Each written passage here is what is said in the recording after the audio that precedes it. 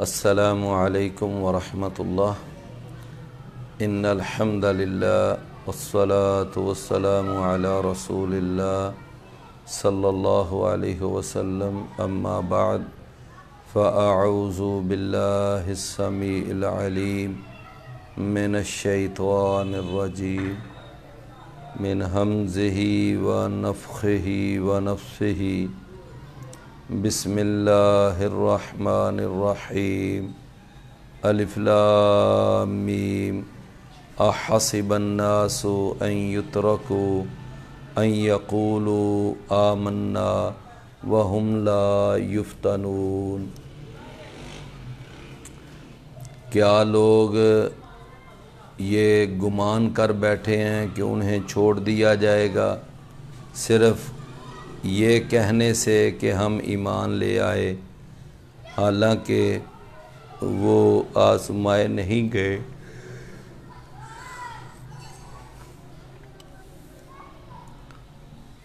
آج چونکہ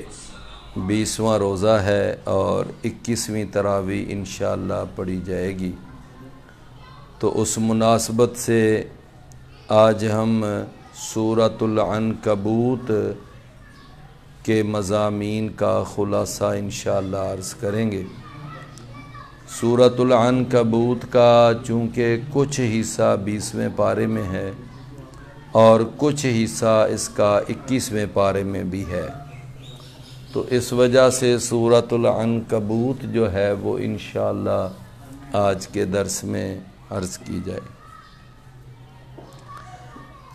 اللہ تعالیٰ نے ارشاد فرمایا کہ الف لام میم یہ حروف مقطعات ہیں جن کا کما حقہ معنی وہ اللہ تعالیٰ ہی بہتر جانتا ہے۔ احسب الناس، کیا لوگوں نے یہ گمان کر رکھا ہے کہ ان یترکوا ان یقولوا آمنا، کہ ان کو چھوڑ دیا جائے گا صرف اتنی بات پر کہ انہوں نے کہہ دیا ہے کہ آمنا۔ ایک آدمی کلمہ پڑھے اور مسلمانوں میں شامل ہونے لگ جائے اور بس اتنی بات پر ہی وہ خوش ہو جائے کہ میرے لیے جنت انتظار کر رہی ہے، یہ اس کی ایک خام خیالی ہے۔ اس کے لیے اس کو مختلف آزمائشوں سے گزرنا پڑے گا، مختلف مراحل سے گزر کر، آزمائشوں سے، مصیبتوں سے، تو پھر جا کر یہ جنت جو ہے اللہ کی طرف سے اس کو ملے گی۔ بغیر آزمائشوں کے اگر کوئی آدمی یہ کہے کہ میں جنت میں چلا جاؤں، یہ ناممکن ہے۔ جناب سیدنا خباب بن ارت رضی اللہ عنہ وہ بیان کرتے ہیں کہ ایک دفعہ میں بیت اللہ میں آیا تو نبی صلی اللہ علیہ وسلم بیت اللہ کی دیوار کے ساتھ ٹیک لگا کر بیٹھے ہوئے تھے، تشریف فرما تھے۔ تو میں نے آ کر نبی صلی اللہ علیہ وسلم کو عرض کیا، اللہ کے رسول آپ دعا کریں، اللہ ہماری مدد کرے، یہ کافر جو ہیں انہوں نے تو ہمارا جینا حرام کیا ہوا ہے، اور جس کا دل چاہتا ہے رستے میں روک کر تھپڑ مارنے شروع کر دیتا ہے، سختیاں کرتا ہے۔ تو رسول اللہ صلی اللہ علیہ وسلم نے فرمایا ابھی تم پریشان ہوگے، ابھی تم اس بارے میں پریشان ہوگے، ابھی تو تمہارے اوپر وہ حالت نہیں آئی جو تم سے پہلے لوگوں کی حالت تھی۔ پھر آپ نے فرمایا کہ تم سے جو پہلے لوگ تھے ان کے جسموں پر لوہے کی کنگیاں رکھ کر اور ان کو پوری طاقت سے کھینچا جاتا تھا اور جسم کی کھال ادھڑ جاتی تھی، لیکن اس کے باوجود انہوں نے اپنا مشن نہیں چھوڑا، اپنی لائن نہیں چھوڑی، اپنا عقیدہ نہیں چھوڑا۔ فرمایا بعض وہ لوگ تھے کہ ان کے سروں کے اوپر آرا رکھا جاتا اور آرے کے ساتھ ان کے جسم کے 2 پیس کر دیے جاتے تھے، لیکن اتنا بڑا خوفناک قسم کا منظر بھی وہ ان کو ان کے عقیدے سے پھیر نہیں سکا۔ فرمایا کئی ایسے لوگ ان کو جلتے ہوئے تیل کے اندر پھینک دیا جاتا اور پھینکتے ہی وہ کوئلہ بن جاتے تھے، اور ان کو پتہ ہوتا تھا کہ ہمارے ساتھ یہ حشر ہونے والا ہے، لیکن اس کے باوجود انہوں نے عقیدہ نہیں چھوڑا۔ آپ نے پھر آیت مبارکہ پڑھی، ام حسبتم ان تدخلوا الجنۃ ولما یأتکم مثل الذین خلوا من قبلکم مستهم البأساء والضراء وزلزلوا حتى يقول الرسول متى نصر الله الا ان نصر الله قریب۔ تو گویا کہ اس آیت میں بھی اللہ نے یہی فرمایا کہ کیا تم نے یہ گمان کر رکھا ہے کہ تم جنت میں چلے جاؤ گے، حالانکہ تمہیں ابھی آزمایا نہیں گیا، وہ تمہارے اوپر مصیبتیں نہیں آئیں جو تم سے پہلے لوگوں پر آئی تھیں، کہ ان کو تو بڑی بڑی جسمانی اور مالی مصیبتوں کے ساتھ جھنجھوڑا گیا، یہاں تک کہ رسول جو بڑے حوصلے اور ہمت والا ہوتا ہے وہ بھی پکار اٹھا کہ اللہ کی مدد کب آئے گی، اللہ کی مدد بالکل قریب ہے۔ تو اس آیت کے اندر یعنی شروع کے اندر ہی اللہ تعالیٰ نے یہ اصول بیان کیا کہ ہمارا اصول یہ ہے، ہمارا ضابطہ یہ ہے کہ ہم پہلے آزماتے ہیں، پہلے ہم جھنجھوڑتے ہیں، اور جب کوئی ہماری آزمائش میں پورا اترتا ہے تو پھر ہم اپنی رحمتیں، اپنے انعامات اس پہ اوپر کرتے ہیں۔ اس کے اندر ایک اللہ تعالیٰ نے پھر یہ آیت بھی بیان فرمایا کہ وَمَنْ جَاهَدَ فَإِنَّمَا يُجَاهِدُ لِنَفْسِهِ ان اللہ لغنی عن العالمین۔ اگر کوئی آدمی جہاد کرتا ہے تو یہ نہ سمجھے کہ میں کوئی اللہ کا سنوار رہا ہوں یا اللہ کا میں کچھ بنا رہا ہوں، وہ اصل میں اپنی ہی آخرت سنوارتا ہے۔ اللہ تعالیٰ اس کے جہاد سے بے نیاز ہے، اس کے جہاد سے مستغنی ہے۔ تو ہم اگر نماز پڑھتے ہیں یا ہم روزہ رکھتے ہیں یا تلاوت کرتے ہیں یا مسجد بناتے ہیں، مدرسہ بناتے ہیں، جہاد کرتے ہیں، شہادت کی موت کو گلے لگاتے ہیں، تو ان سارے کاموں کا فائدہ ہماری اپنی ذاتوں کو ہے، ہماری اپنی جانوں کو ان کا فائدہ ہے۔ اللہ تعالیٰ کو ہمارے نیک اعمال کا کوئی فائدہ نہیں ہے، لہٰذا اللہ نے یہ بھی اصول بیان کیے۔ آگے آیت نمبر 8 کے اندر اللہ تعالیٰ نے ارشاد فرمایا کہ ہم نے انسان کو اس کے والدین کے ساتھ اچھا سلوک کرنے کی وصیت کی، جیسا کہ قرآن مجید میں کئی جگہ آیات ہیں، وَقَضَىٰ رَبُّكَ أَلَّا تَعْبُدُوا إِلَّا إِيَّاهُ وَبِالْوَالِدَيْنِ إِحْسَانًا وَإِذْ أَخَذْنَا مِيثَاقَ بَنِي إِسْرَائِيلَ لَا تَعْبُدُونَ إِلَّا اللَّهَ وَبِالْوَالِدَيْنِ إِحْسَانًا، اور اسی طرح وَاعْبُدُوا اللَّهَ وَلَا تُشْرِكُوا بِهِ شَيْئًا وَبِالْوَالِدَيْنِ إِحْسَانًا۔ قرآن مجید میں کتنی جگہ اللہ نے اپنی عبادت کے ساتھ والدین کے ساتھ اچھا سلوک کرنے کا حکم دیا، لیکن یہاں پر ایک مسئلہ بتا دیا کہ وَإِن جَاهَدَاكَ لِتُشْرِكَ بِي مَا لَيْسَ لَكَ بِهِ عِلْمٌ فَلَا تُطِعْهُمَا، کہ اگر وہ تیرے دونوں والدین جو ہیں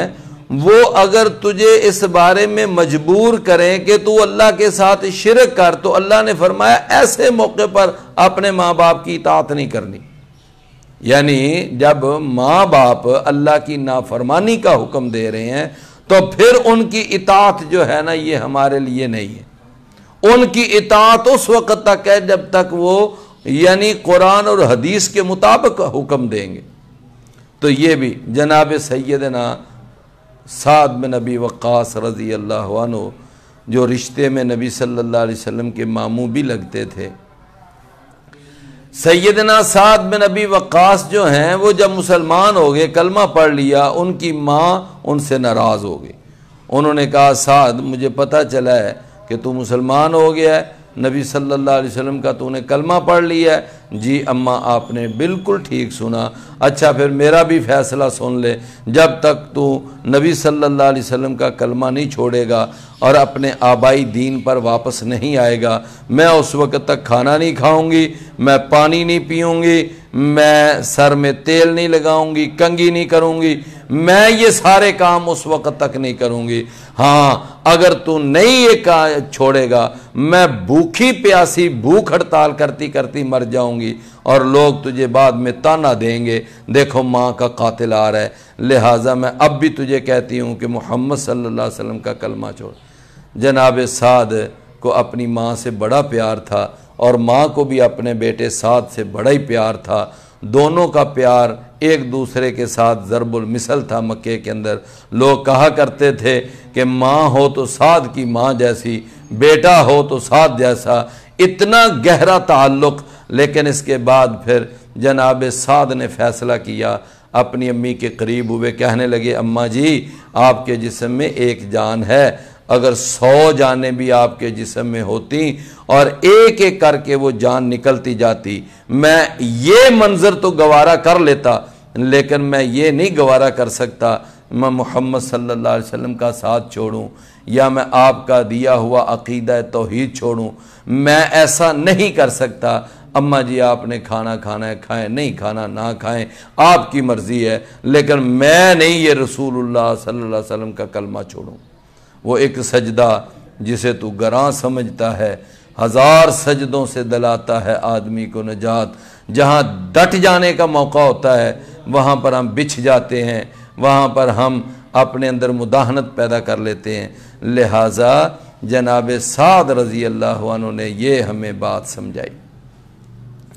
پھر آگے سورہ العنکبوت کے اندر یہ 14 نمبر آیت ہے، اس کے اندر اللہ نے نوح علیہ السلام کا واقعہ بیان کیا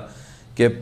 950 سال انہوں نے اپنی قوم کو تبلیغ کی، اور پھر انہوں نے یعنی جب اپنے نبی جناب نوح کی بات نہ مانی، پھر اللہ کا ان پر عذاب آیا، اور اتنا لمبا پیریڈ کہ 950 سال صرف تبلیغ ہے۔ تو پھر اللہ تعالیٰ نے فرمایا کہ ہم نے کہا کہ اب تم کشتی بناؤ، اس پر بیٹھو، سوار ہو جاؤ، تو جو اس کے اندر سوار ہوئے ہم نے ان کو بچا لیا، باقی سارے ہم نے تباہ کر دیے۔ نوح علیہ السلام کی بیوی بھی تباہ ہونے والوں میں سے تھی، اور اسی طرح نوح علیہ السلام کا بیٹا جو کافر نافرمان باغی تھا وہ بھی تباہ ہونے والوں میں سے۔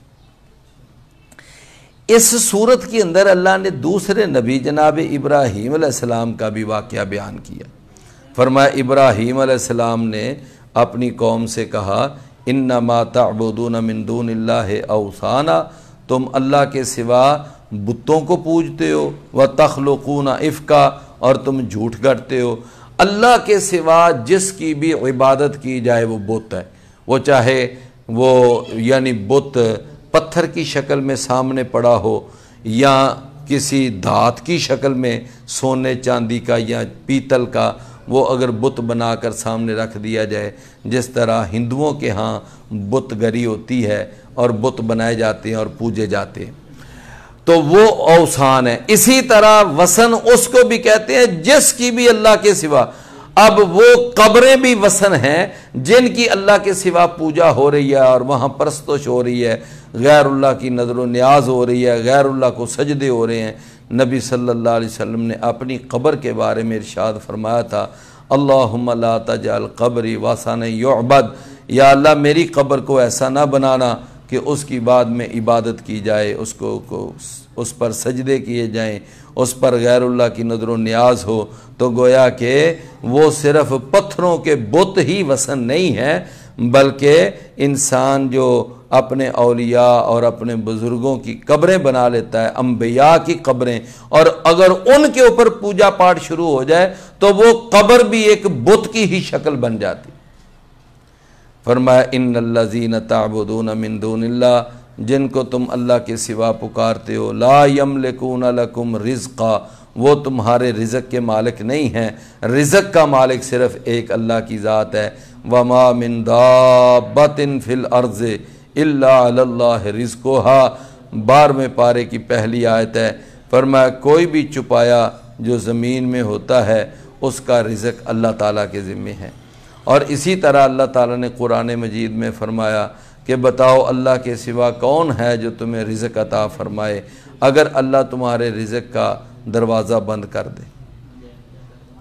تو فرمایا اس لیے یہ جو ہمارے بعض بھائی وہ کہتے ہیں جی فلاں داتا صاحب، فلاں داتا صاحب، داتا کا معنی ہوتا ہے رزق دینے والا، اللہ کے سوا کوئی داتا نہیں۔ اللہ کے ساتھ کوئی اللہ کے سوا کوئی روزی رساں نہیں۔ یہ قرآن مجید بھی فرما رہا ہے، فرمایا لا یملکون لکم رزقا، تمہارے رزق کے وہ مالک نہیں ہیں۔ فابتغوا عند اللہ الرزقا، اللہ کے ہاں رزق تلاش کرو۔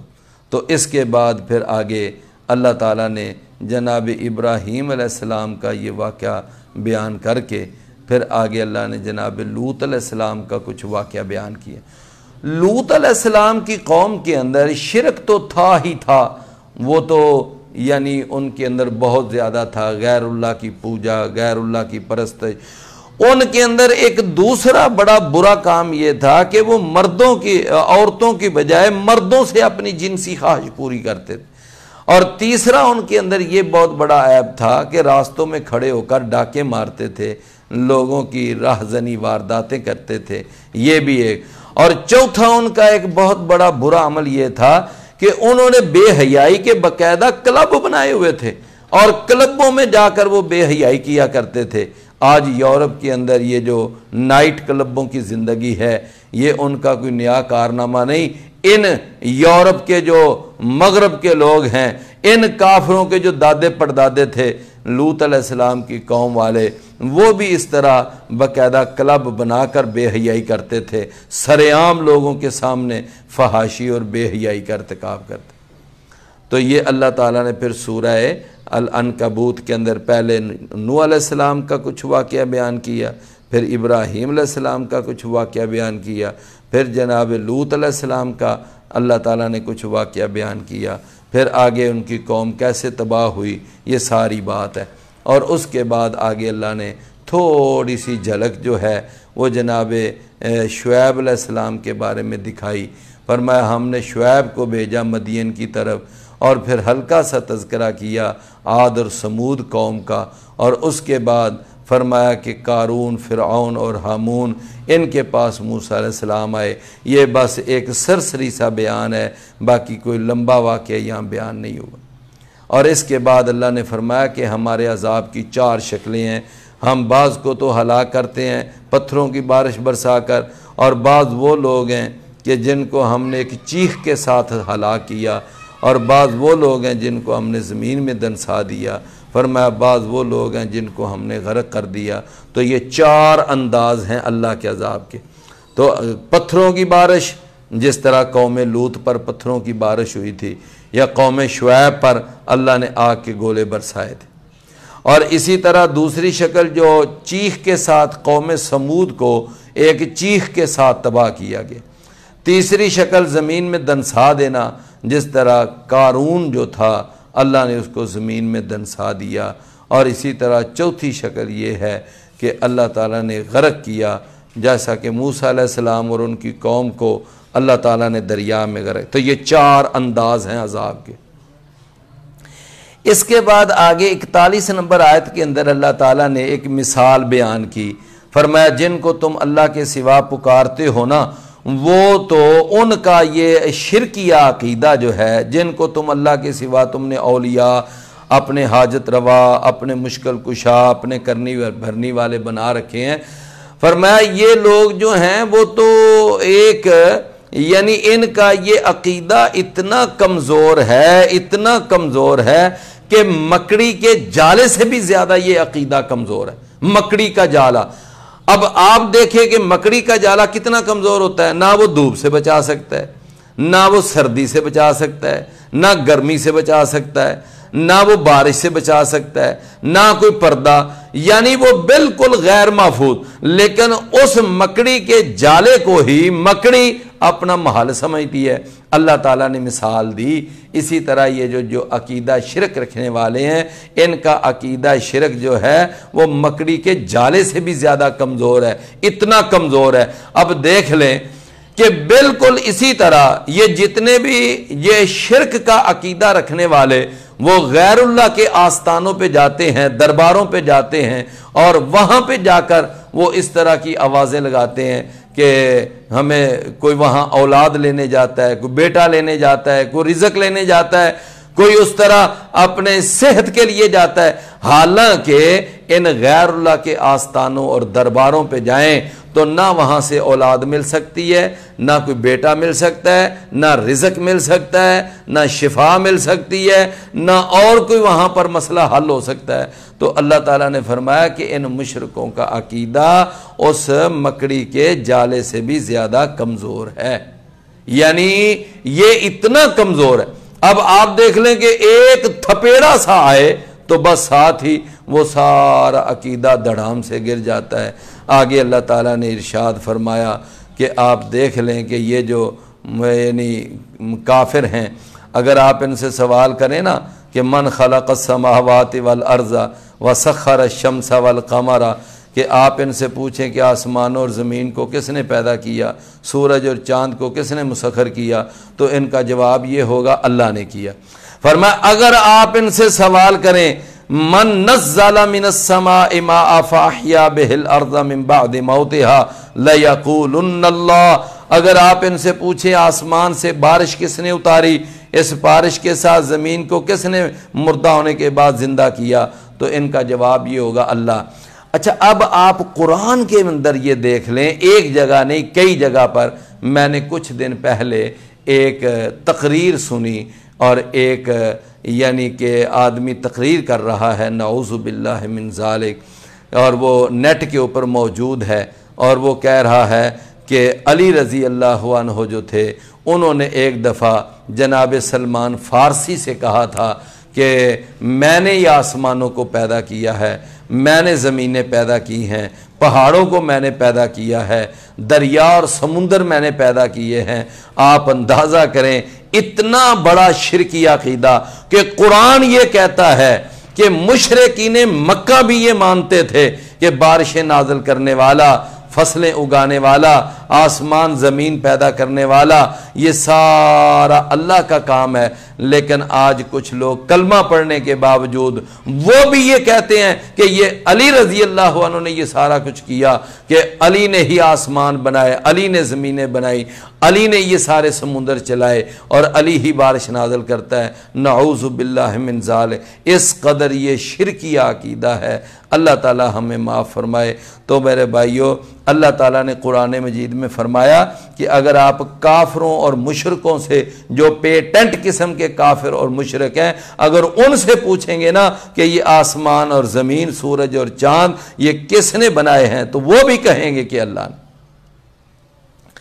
اس کے بعد آگے آیت نمبر 65 ہے سورہ العنکبوت کی۔ فرمایا جب یہ کشتی پہ بیٹھتے ہیں اور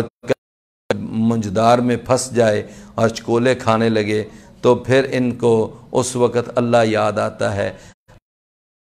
حاجت روا مشکل کشا بھول جاتے ہیں، پھر نہ کوئی لات یاد رہتا ہے، نہ عزا یاد رہتا ہے، نہ منات یاد رہتا ہے، نہ حبل یاد رہتا ہے، پھر یہ اپنے سارے معبود۔ لیکن جس وقت وہ نجات پا جاتے ہیں، خشکی پہ آ جاتے ہیں، پھر اسی طرح بے ڈنگی چال شرک والی کرنے لگ جاتے ہیں۔ تو معلوم یہ ہوا کہ یہ کافروں کا اس طرح کا عقیدہ تھا۔ جناب اکرمہ تھے، جب مکہ فتح ہوا، نبی صلی اللہ علیہ وسلم کی اللہ نے جھولی میں ڈال دیا، تو یہ اکرمہ اس نے جب دیکھا کہ اب مکے کے اوپر محمد صلی اللہ علیہ وسلم کا قبضہ ہو چکا ہے اور آپ کی فوجیں مکہ کے اوپر چھا چکی ہیں، تو یہ اکرمہ جو تھا یہ اس دن پھر مکہ سے بھاگ گیا۔ آگے جا کر وہ ایک کشتی پہ بیٹھ کر حبشہ جانا چاہتا تھا، لیکن یہ ہے کہ کشتی پہ بیٹھا اور طوفان آ گیا، تو کشتی والے کہنے لگے کہ یا اللہ، اے محمد کے رب،